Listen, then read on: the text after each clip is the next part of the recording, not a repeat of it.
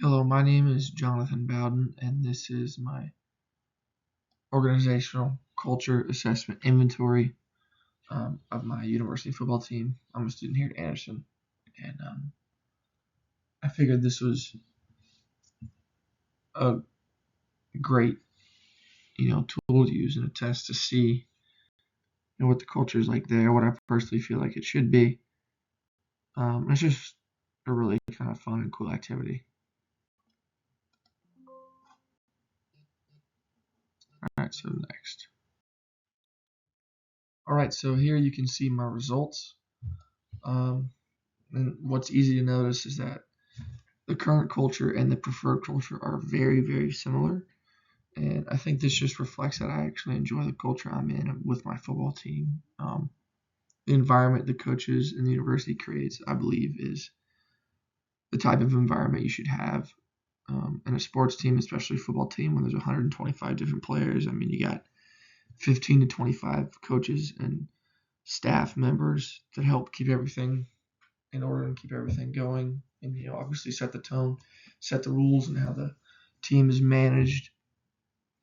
And you can see it's pretty kind of even across the board, with the two strongest results in collaboration and competition, because football, is the ultimate team game. So just for a little bit of background, the way the game is played, there's 11 men on the team, or 11 men on the field for each team at a time, whether it be offense, defense, or special teams. And what makes the ultimate team game is, 10 people or 10 players can do the correct job that they're supposed to according to play. But if one person messes up, then the entire play can either go sideways, the defense could give up a big touchdown, the offense could give up a sack or give up a negative play. And it's just really hard to create a successful football team because you have to have 11 people all on the same page on the field, and that takes, you may only see 11 people on the field as results, but that takes hours and months of collaboration, practicing, weight room time, meeting time, to refine and perfect the craft that we as players get to showcase on Saturdays as a team. And it takes a lot of time to create a brotherhood with trust between the coaches and the players, because it's a fast-paced game, it's a physical, it's a violent game. And the funny thing is, it's a lot more mental than physical. So it takes a lot of time to set up. So that's why collaboration is such a big aspect of a successful football team and the culture. You have to have brotherhood, but you see the opposite in competition, which is usually not the case in a lot of organizational settings, business settings. It's like some people may be heavy on the collaborate side, not so heavy on the compete side. Well, in football, everything is results based. I mean, everything is. If a player is playing on the field, it's based on his performance in practice, his performance in the weight room, his performance in meetings. If a coach keeps a job or gets fired, it's based on his win and loss record, his recruiting, effectiveness. So results ultimately are the determining factor in how successful a football team is and how successful the organization is. I mean, that's why you hear of teams like in college, like Alabama, Clemson, Notre Dame, Ohio State.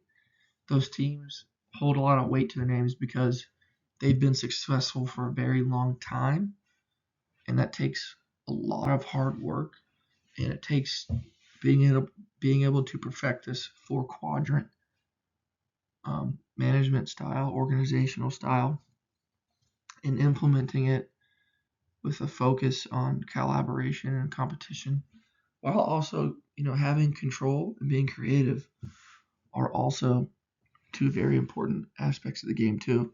I mean, in college, as a coach, he's responsible for 125 18 to 24-year-olds, and 18 to 24-year-olds, that encompasses a lot of different personalities, a lot of different work ethics, a lot of different backgrounds. So control is a hard thing, but it is necessary to implement rules, regulations, schedules, because being successful takes a lot of work, and you can't just have no rules in place.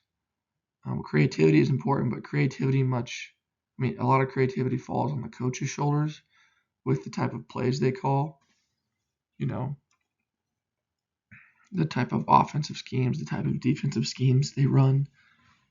That's where the creativity lies.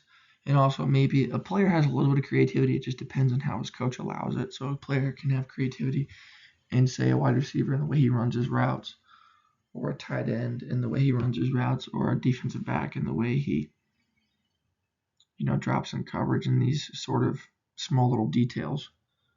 But control and creativity are on the coach's side of the organizational culture, and collaboration and competition fall a lot more on the player's shoulders in a college football culture. So they all four come together and work as one, obviously, but control and create is a much more coach determined thing. Collaborate and compete is a much more player determined thing. And these four quadrants play a massive role in the success of a football team. I learned this through my last course with you,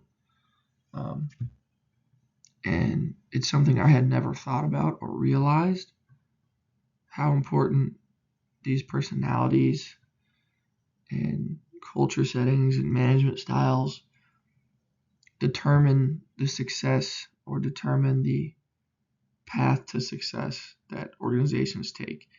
And my experience is a lot of football, obviously. I'm a grad student. I'm new here at Anderson. Where I came from, this was not the culture we had. You would see a lot difference between the current and preferred. I really enjoy the culture here at Anderson. So it's a very freeing feeling as a player coming from a different place where I had not a bad viewpoint, but just more negative experience. So these results show a lot. I know I unpacked a lot there and kind of the inner workings of a football team and how success is determined. But this little graph here, it's a lot. An organization that revolves around football success has a lot of moving pieces.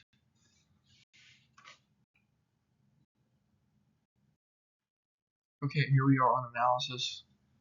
To piggyback on what I was saying, so the results show that I enjoy the culture. I talked about that a little bit in the last slide, but I really do. I think it's a great environment. I think a lot of the players want to be successful, want to have relationships with each other. I think the coaches do a good job of setting parameters to allow us to be successful, and creating guidelines and rules that demand us really to be successful. But I am a little bit more inclined to collaboration. I am not against competition at all, but I think I value collaboration a little more because, a team needs to be a better team than better individuals. Team success is really what gets results done, not individual success. You see that all the time. You'll see individuals have record-breaking years, but their team wins 3 games and loses 10.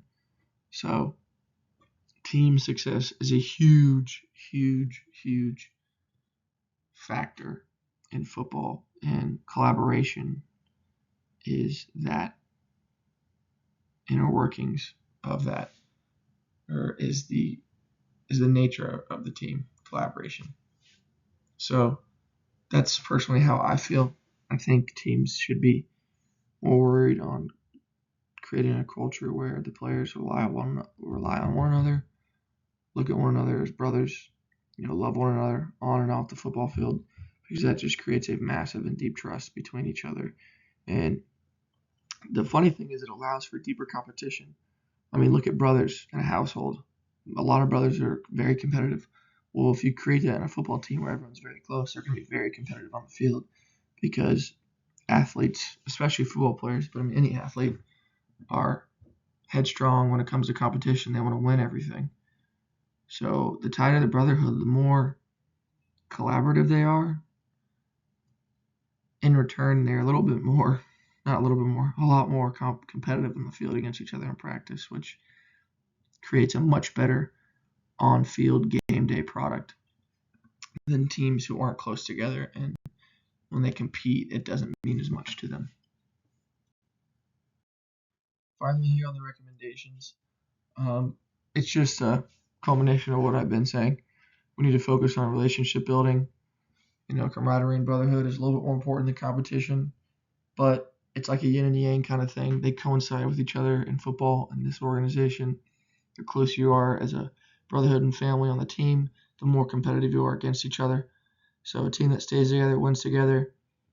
And, the famous saying of a house divided cannot stand, it's so true. It's very true in any setting, family, sports, business, politics, whatever. You need to be a close-knit environment in order to produce success, because when it's close-knit, the want to and the care for whatever organizational goal you have is increased because you care for one another, because team success means you get to see your brother or your sister or your friend succeed as well. And they're counting on you. And if you know that, that makes you want to perform better. So this is why I believe focusing on team building exercises and camaraderie and relationship building between players to coaches is huge, because if you can get players to buy into what the coaches are selling, or not necessarily selling, buy into what the coaches are preaching to them and teaching them, then that want to and that desire to win and perform for your coach goes through the roof. I mean, you hear the saying, run through a brick wall, about coaches all the time, like, oh, I'd run through a brick wall for that guy. Well, if you can create that environment, those teams are very lethal on the football field. And that's just the environment I've learned and come to know works best in football. So that's why I want to embrace the camaraderie.